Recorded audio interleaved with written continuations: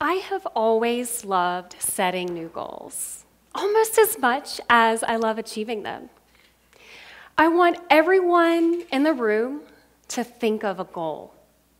What is that one goal that you have always wanted to achieve?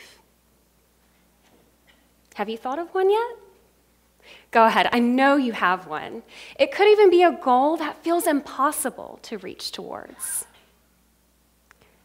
Hold that goal because we will reflect on it throughout this talk. My goal is that I want to change the world by being the role model I needed when I was younger. I am an agile project manager, and it was a 5-year goal of mine to be in this role. I was just as excited as I was shocked to learn that I achieved that goal in just under 2 years. Before I landed the role, I would take small steps every day with my team and individually. I would ask myself 3 questions to stay on track. Those 3 questions were, what have I done last? What am I going to do next? And do I have any barriers? Recently, I decided to program my life to routinely ask myself these questions every day. I do this not just because I kind of have to as a project manager, but I found that after being in this role, projects are all around us. And to this day, I have used various methodologies to deliver projects in the industry, but I can tell you one of the most valuable things I have learned about is called agile development. Agile. Agile development. This term was terrifying to me at first. When I was trying to understand what it was and researching, I was truly overwhelmed.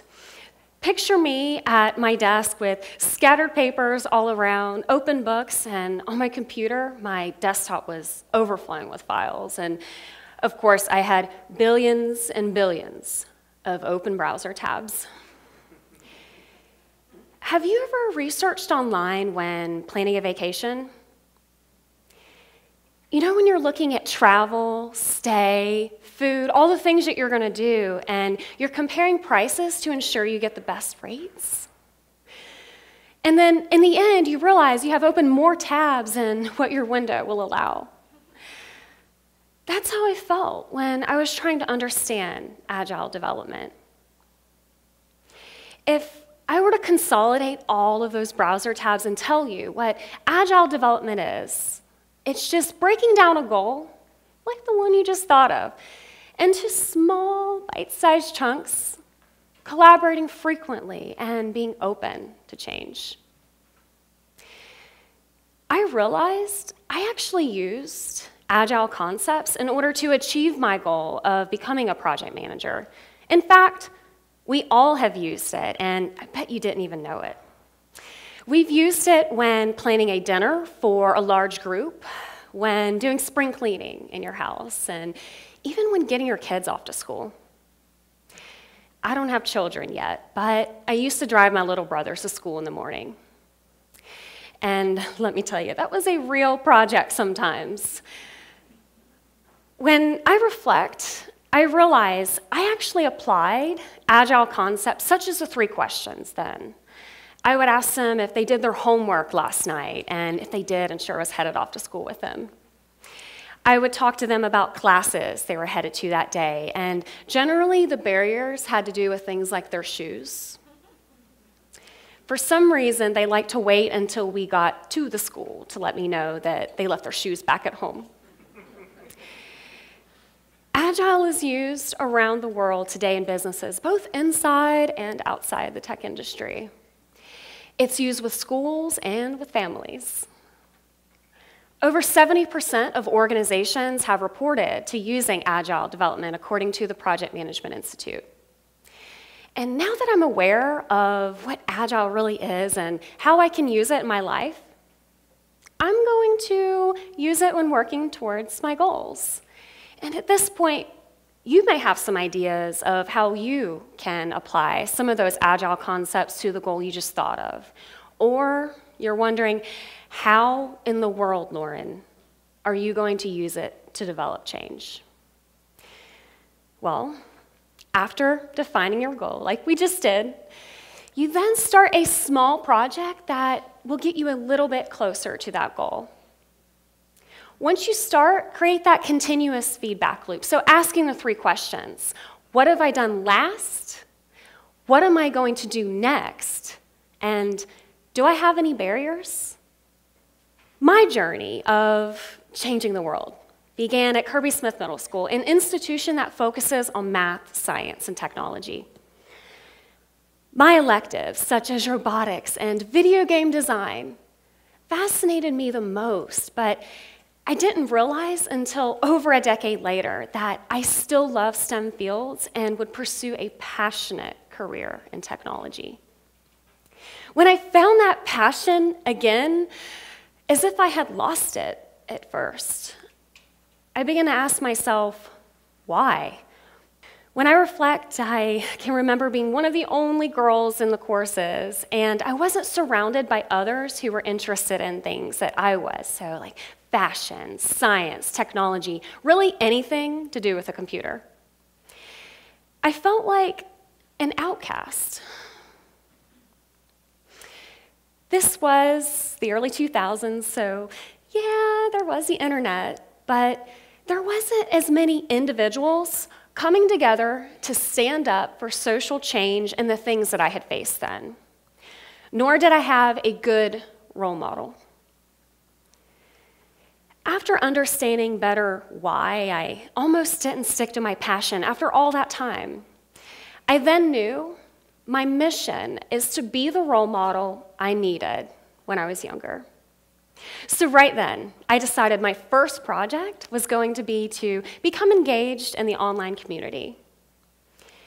There are over 3.2 billion users online, according to the International Telecommunication Union, and I knew I could target some of that population by creating a blog for women like me who love technology.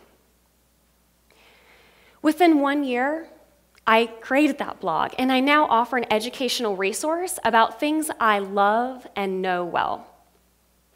I knew if I could break down that goal of changing the world into small, bite-sized chunks, I could get a little bit closer every day, and this was just the beginning. I set deadlines for groups of projects, and generally, no more than 3 or so. For those of you earlier who can relate to the billions and billions of open browser tabs, this is for you. It is okay to limit yourself. When we commit to long, daunting lists of tasks, that's where we start to feel the weight of a goal and defeated. As I was working on my blog, I would continue asking myself those 3 questions, and I found that I could even bounce these questions off loved ones. My mother loves, okay, wait, let me put this tastefully. She loves correcting grammar.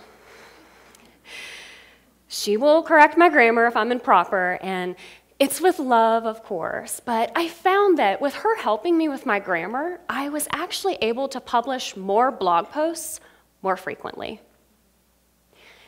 I have been through dozens of iterations of working on my blog at this point, and it wasn't enough. I needed to make a stronger impact. Agile development isn't just for technical professionals, and it's not something that we just use in a virtual world. It's something you can use in a physical world too, such as with advocacy in your community. I decided my second project would be to become more involved in the local Jacksonville community. I looked for groups who shared my mission, and I found St. John's Riverkeeper, a nonprofit who defends and restores the largest river within Florida. I volunteer in the educational department where I get to work directly with our youth, and we use STEM-related activities to learn about the environment and what we can do to protect it. I am far from perfect, and I don't want to give the impression that I have all of my goals mapped out. Honestly, some days I am the barrier, but I've come to realize that I can get back on track by practicing agile development. I don't know the secret to achieving all of your goals today, but I do know that by adapting agile concepts today, you may chip away at a goal that seems impossible to reach tomorrow. I did it, and you can too. So go back to the goal you thought of at the beginning of this talk. What have you already done last to contribute to that goal? What is the next project that you can do in order to chip away at that goal until you get closer to achieving it? And do you have any barriers? It doesn't have to be done right away, but I'm here to tell you that you do have to start in order to finish. And until you begin that cycle, the only barrier is you.